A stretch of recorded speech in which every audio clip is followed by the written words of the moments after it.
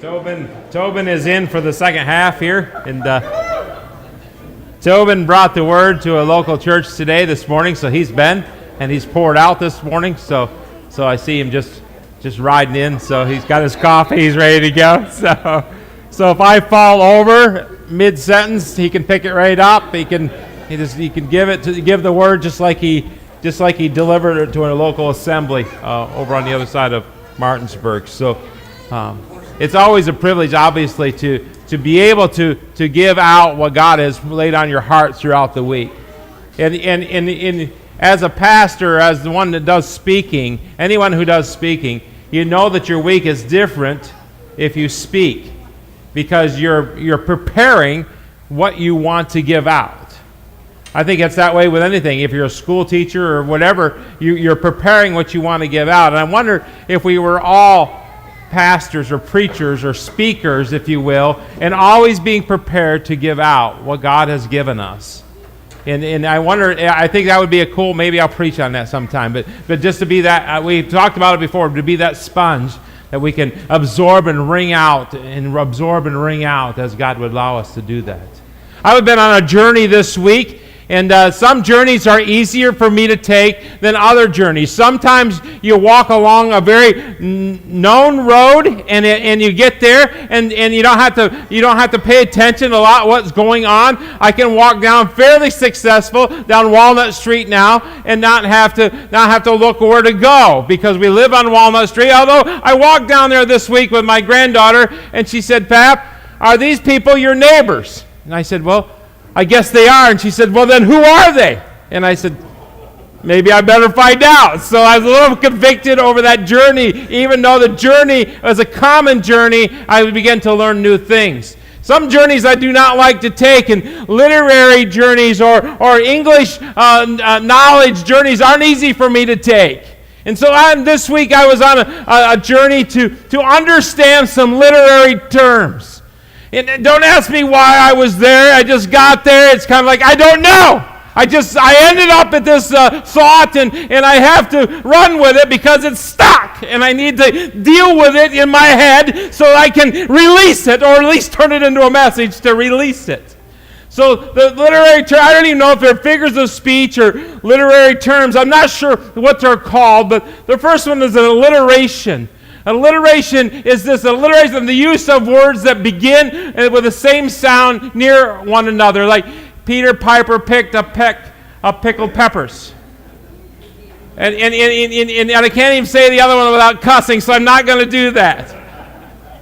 But that's the alliteration. Alliteration is using sounding the same consonant or same sounds very close together in a sentence, as opposed to onomatopoeia. And that's kind of where I started. That's kind of an interesting word, but that's a word that imitates the sound it represents. So it's buzz or boom or thud or ping. That's an onomatopoetic word. I even know how to say that. I have to stand in front of the mirror and say onomatopoetic. I have to practice it.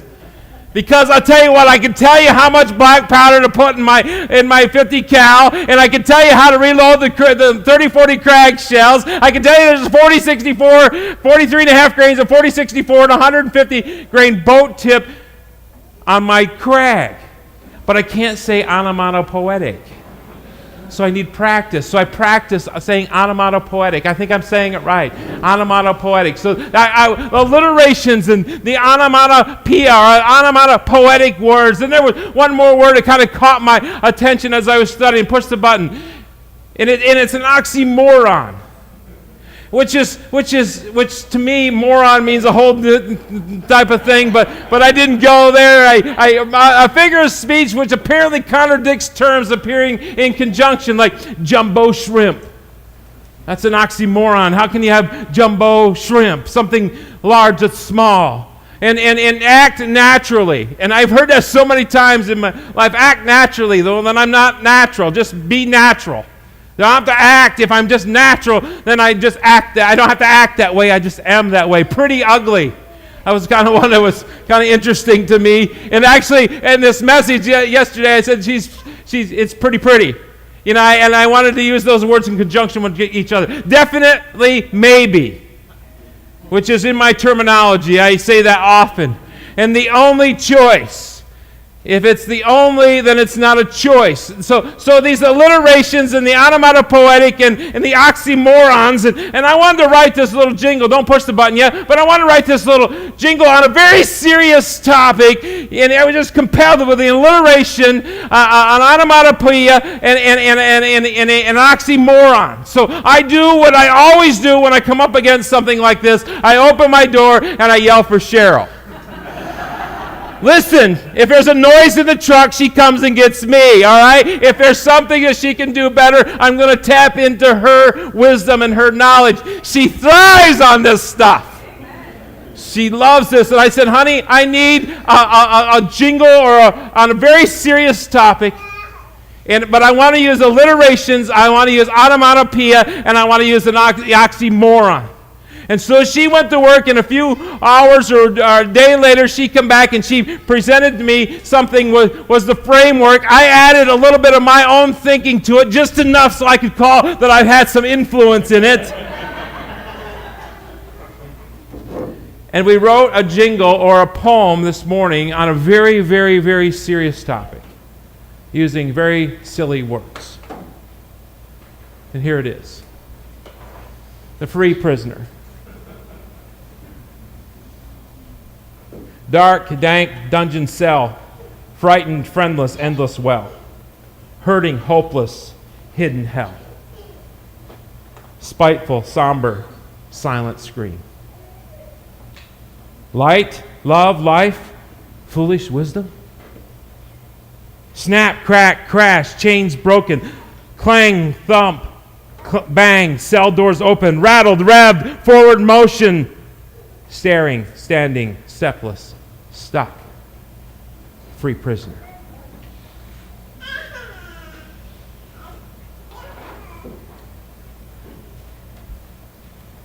Are we free prisoners?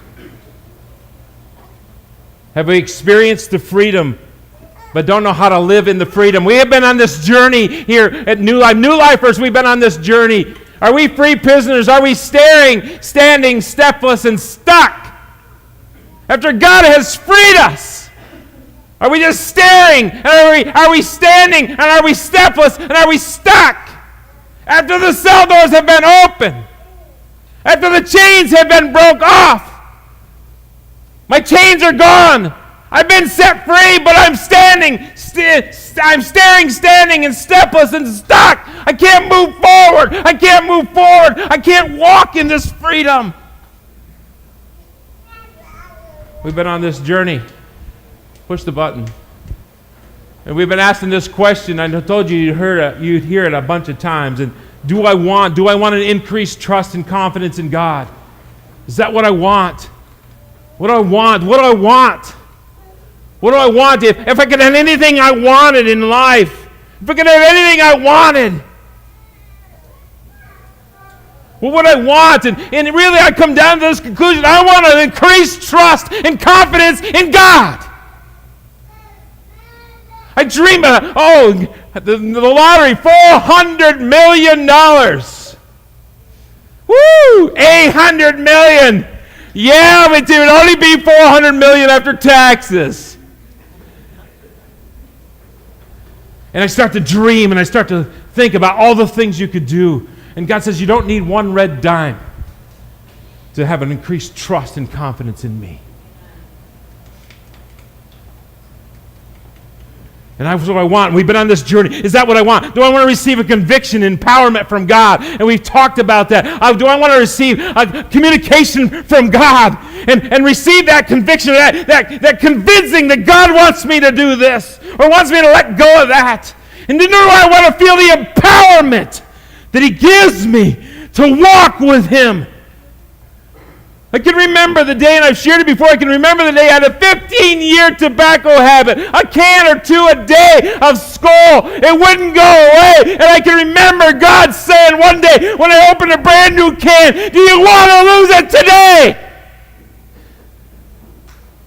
Because I'm going to do it today. And I felt that was the opportunity. That moment, God was going to do that. At that moment, it was going to pass me by. And I think maybe later, it might have come back. But God said, today, I'm moving you today. Do you want to trust me today? And I can still remember opening that can up. I can remember dumping it on the ground and throwing it in the back of my truck. And I have never chewed tobacco since. 15 years, 2 cans a day. Went away. I want to receive convictions from God. I want to receive empowerment to walk with God. On a regular basis for the big things in life and for the everyday life. I want to receive that. I'm hungry for that. And I want to have an unrestricted view of God. And I know every time I back up, I end up preaching the sermon again. We looked at Stephen that day, and I still remember that. Stephen never saw the stones that he was being stoned with. He saw Jesus. And some things in my life get so big that they block out the sun, S-O-N. And I don't want that. I want an unrestricted view of God. And I want to pass on the message about God. And so we've been uncovering it, unfolding it. How do I get there? And we talked about such things as this. Push the button. We talked about such things as fixing your eyes on Jesus. We talked about things of conquering sin or being conquered by sin. We talked about a muddy heart, what that produces in our life. We've talked about, push the button. We talked about God saying, lift your eyes to me because I'm not going away. I own everything. I am without limitations. I know, I know.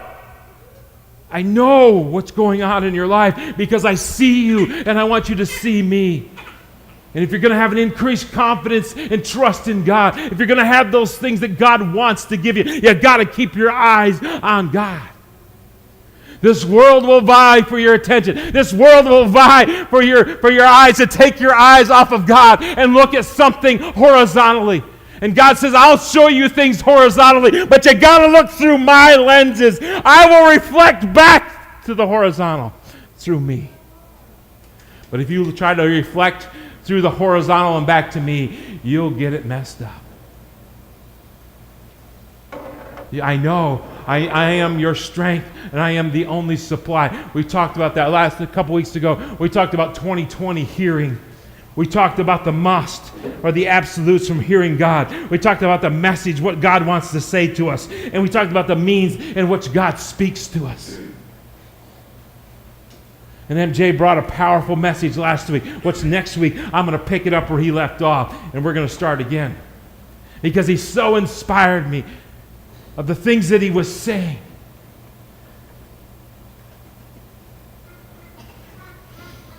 It is vital that we learn to live in freedom if we're going to have what God wants us to have. If we're going to have this confidence in God. If we're going to have an unrestricted view of God. If we're going to be hearing from God. If we're going to be receiving the convictions and the empowerment from God. We got to know how to walk in freedom. We cannot be a free prisoner.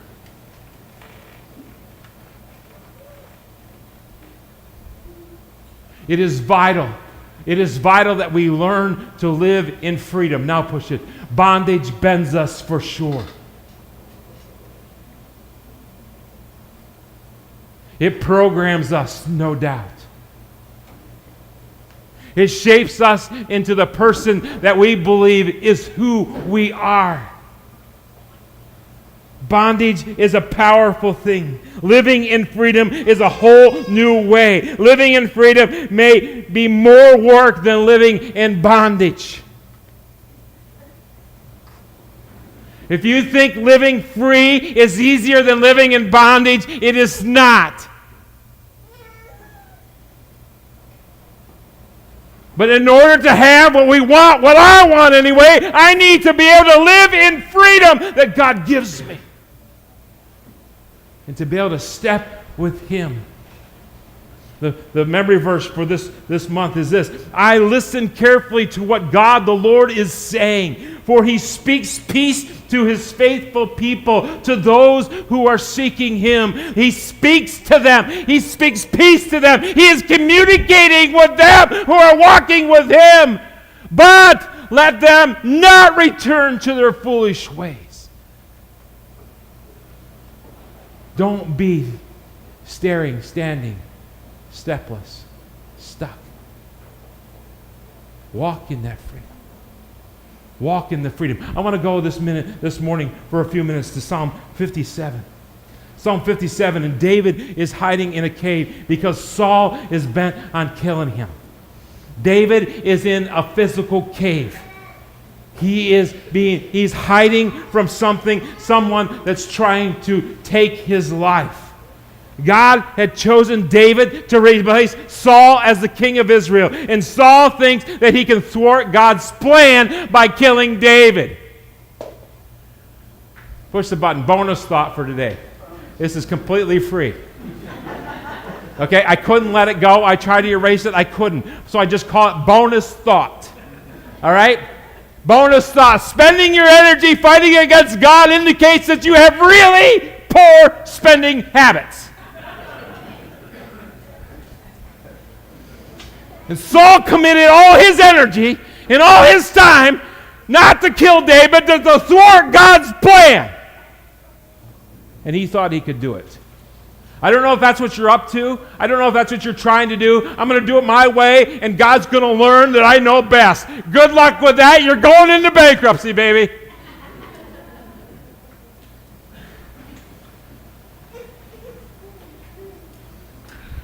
David is being chased by a man who does not want to follow God's leading. David is trapped. He is incarcerated. He is caged. He is unable to live to the fullest. He is alive, but he is not living. Have you ever been there? Have you ever been alive but not living? That's where David is right now. He is stuck in a cave. We get stuck in caves in this life. We were stuck in the ultimate cave called sin. And then we get stuck in caves throughout our life and throughout the situations in our life. And here is David stuck in the cave, alive but not living. He wants to live. He's unable to live to the fullest. And here he begins to cry out to God. And he begins to have this conversation with God, or have this communication with God. And verse 1 says, "Have mercy on me, O God. Have mercy on me. For in you my soul takes refuge. I will take refuge in the shadow of your wings until the disaster has passed." The disaster, the blow, the adversity, the failure, the mess. A disastrous situation often produces the cry for mercy. You ever been in a disastrous situation and you find yourself crying out to God? You ever wonder why God allows disastrous situations in our life? Maybe so we cry out to God.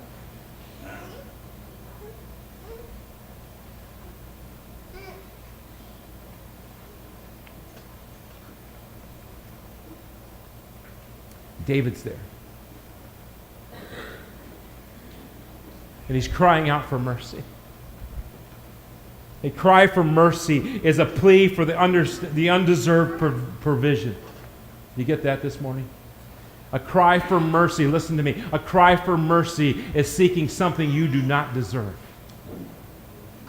David knows. David says, I don't know if I deserve this or not. I don't know if I have to earn this or not. But I know, God, you're a merciful God. And I'm going to cry out on behalf of your mercy. Because I need you. Oh, I need you. Every hour I need you. Why? Because I'm in a cave.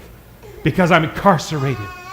Because I am standing, stepless, and stuck.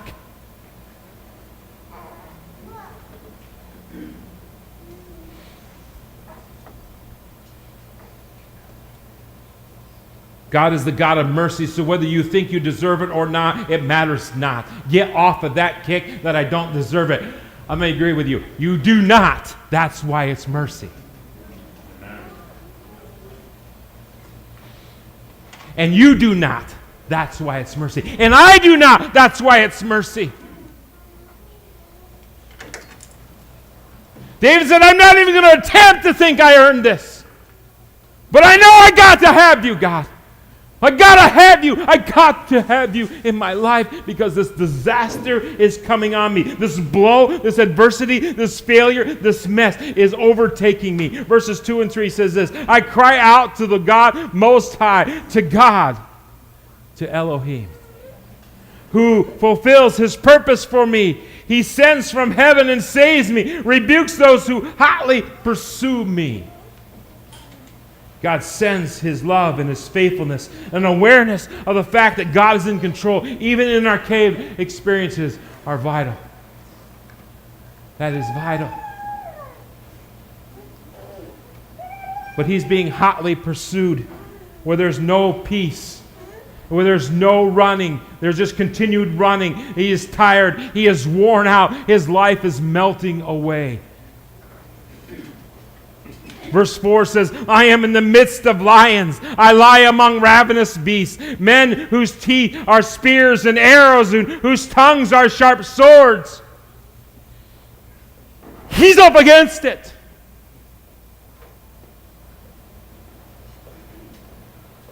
And they don't think it's just one man on the outside of the cave. I wonder what's going on inside of David. His confusion. He's struggling. He is under physical and mental and spiritual weight that's pressing the life out of him. Verse 5 and part of 6 says this, be exalted, O God, above the heavens. Let your glory be over all the earth. They spread, the ravenous, the lions, the people with the spears and the arrows, those with the disaster, that situation in my life, that dug a pit in my path. It's in my path, God. They have dug it.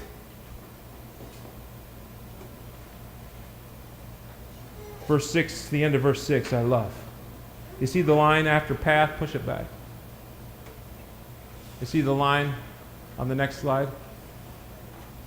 That's in the translation because a lot happens, I think, in that line. The dash between the first half of 6 and the second half of 6, something transpires there. I don't know what God did to the enemy on that line, and maybe that's why God just did a line. Wait a minute. You want to know what I did to your enemy? No. Just, I straight lined it. There's no V-fib. There's no normal sinus rhythm. It's straight line. Every time I see that in the Bible, it's a straight line, baby. I took care of that. God said, I got that. Straight line that baby. I know who they are. I know what the situation is. I know the problem in your life. I know the addiction that you're up against. I know the unforgiveness. I know the bitterness. I know all that. I can straight line it.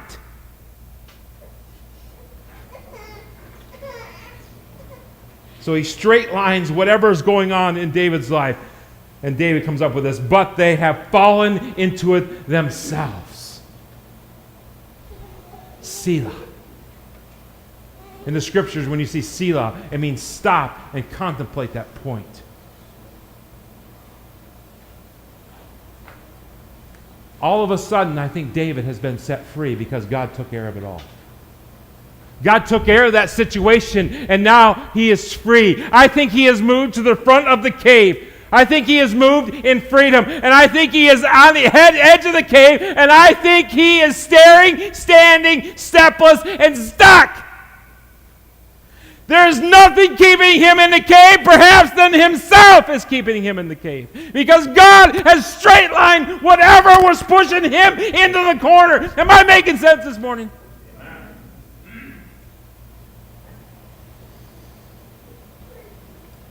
So he didn't have to hide away from the mouth of the cave, but when he gets out to the mouth of the cave, he doesn't know what to do. The chains have been broken. The cell door is open. But he doesn't know what to do. God has freed him. And so between verse 6 and 7, David gets a word from the Lord, I think. is the only thing that's keeping me in the cave, me.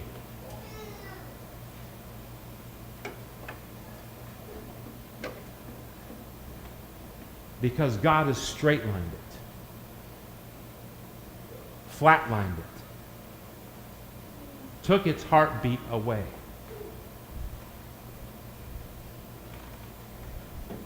There is nothing that can revive what God has took away.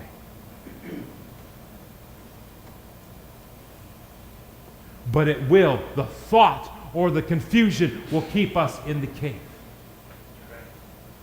Is the only thing keeping me in the cave, me. I have wrestled with that. I wrestle with that. The free prisoner is the ultimate oxymoron. The reality is a free prisoner is a prisoner.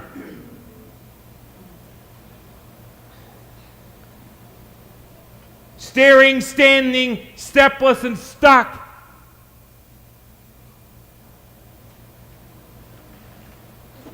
It might not be as funny as Peter Piper picked a pick of peppers. But a powerful alliteration, hey? Here we go in verse 7. You want to know how to walk in freedom? Because walking in freedom is what we need. Walking in the freedom that God has given us. Here we go. Here's what we're going to do. Verse 7. My heart is steadfast, oh God, my heart is steadfast. I will sing and make music. My heart is steadfast, a steadfast heart. So often God frees us. Listen, New Lifers, I'm going to read this just like God motivated my heart to write it. So often God frees us, and then we disconnect from God and trying to do it our own way again. God frees us, and then we let God at the door.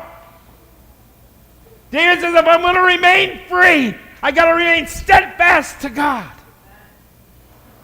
To be free, I got to be bound to God. To be free, God frees us. Don't push the button yet. But God frees us from marital situations, only to get free from that to go and do whatever we want. Thank you, God, for the freedom. I'll handle it from here. God says, that's not going to work too well. See verse 1, Saul's trying to do that. That's a very poor spending habit. If I freed you from that, don't you think I freed you for a purpose? Don't you think I freed you because I want to walk with you? Remain steadfast to God. And I see it, and you see it over and over and over. People go, jailhouse faith, jailhouse professions. We all have them. I don't care if you've ever been incarcerated or not. Oh, God, oh, help me, God, oh, help me. They're going to shut off my electric. My wife's going to leave me. The dog is dying, whatever. God, help me, help me, help me. And God shows up, and he lifts you up, and he provides. You say, thanks, God. Now I'm going to run another mile all by myself. What kind of nut does that?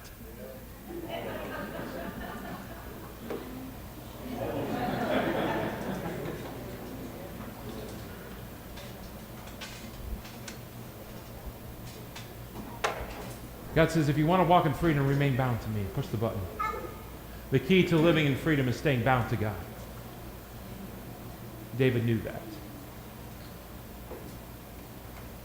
He wants to free you so you can stay tight to him, to his word, to his people, to his promises, to what he wants to do in your life.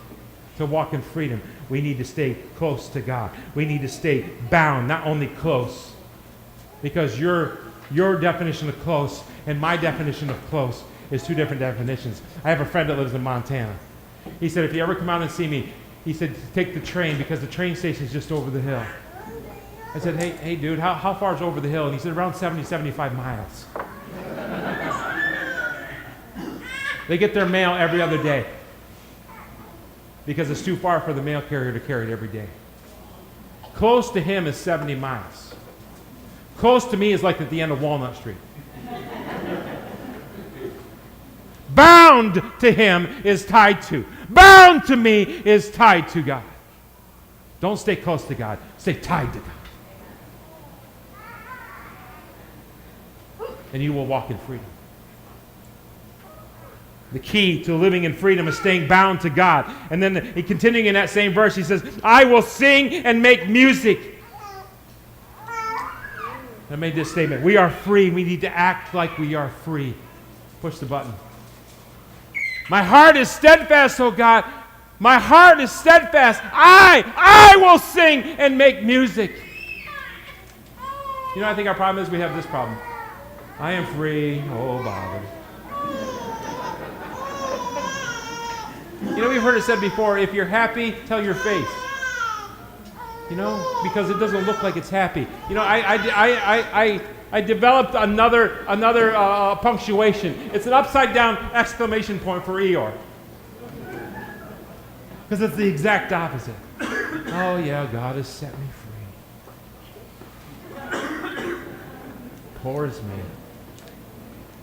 David said, I'm not going to do that. I'm going to act free. I'm not going to have any Eeyore spirit in my heart. I'm going to sing and make music. I'm going to live as if I'm free. I'm going to live. Push the button. Here's the next key. The key to living in freedom is to acting free. Let it come out. I'm scaring the little kids. I'm talking about joy and I'm scaring the little kids. That just grinds you. Even you've been set free. Oh yeah, the glass is still half full. Or half empty. God said, I set you free. You're bound to me. Act like you're free. Don't be in the cave, victimized, wounded something. God has set you free. Act it. Sing. Let it out. We continue in the passage.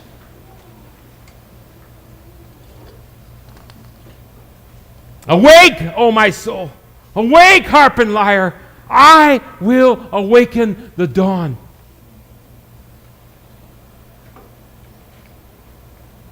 The next level of freedom is in the dawn.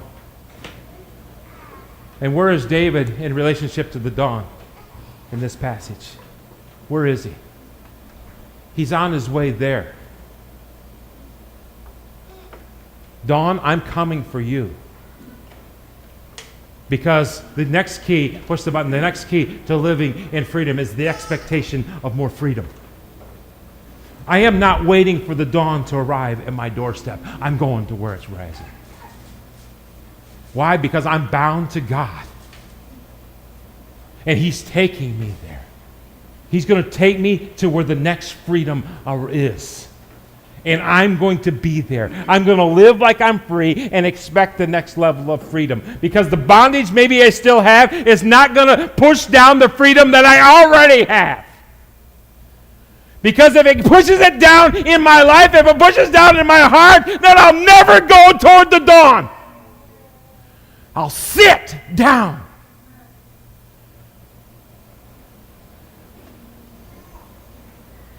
I will awaken the dawn, David says.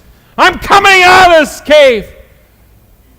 I'm tired of staring. I'm tired of standing. I'm tired of being stepless. I'm tired of being stuck. I'm going to bind myself to God. I'm going to live like I got the freedom. And I'm going to expect the next level of freedom to come into my life. I'm going to go toward it. I will awaken the dawn. Verse 9. I will praise you, O Lord, among the nations. I will sing of you among the peoples. Do we talk about the freedom or the one who frees? David never said anything about Saul. He only proclaimed God.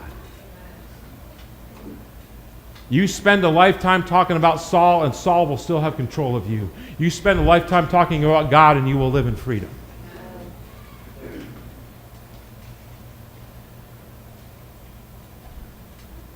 Do not be a free prisoner.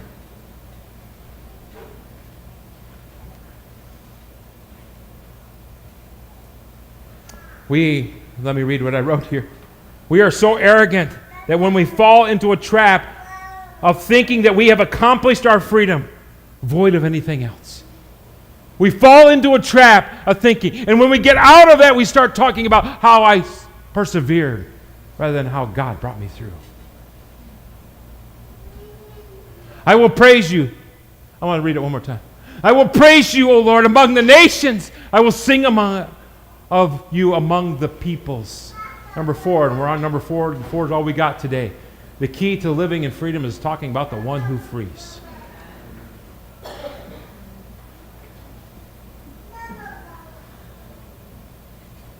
Why? Verse 10 and 11. For great is your faithfulness. Great is your love, reaching to the heavens. Your faithfulness reaches to the skies. Be exalted, O God, among the heavens. Let your glory be over all of the earth. How can I bind myself to God? How can I live in the freedom that I have? And how can I go toward the next freedom? And how can I talk about God? Because God is in the picture. And His love is abounding, and His faithfulness is real.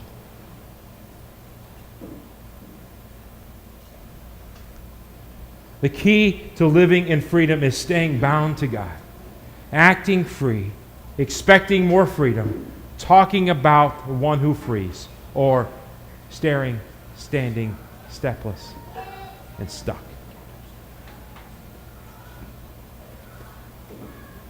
Stand with me.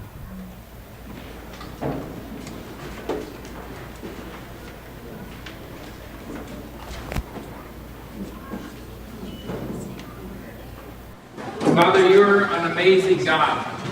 And I know that in part because I read about the amazing things you do in the Word of God. I know that in part because I know the testimonies of people in this room that you have freedom, you have done the amazing in their life. I know that in part because I have experienced the amazing God working in my life. I know that. And I'm going to know that more and more and more and more in my life because I'm going to bind myself to you. I'm going to proclaim the freedom that you have given me. I'm going to go toward the next freedom. And I'm going to talk about the one who frees. Father, it matters not if we're bound by the sin, you will forgive. The addiction, you will cleanse. Broken relationships, you will heal.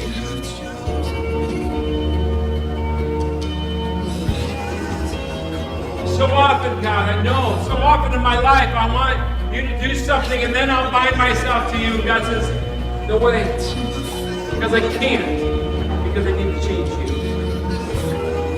Because you're just staring, standing, stepless, stuck. We are no longer a slaves. It's the fear. The stuff that keeps us in the cage. We are a child of God.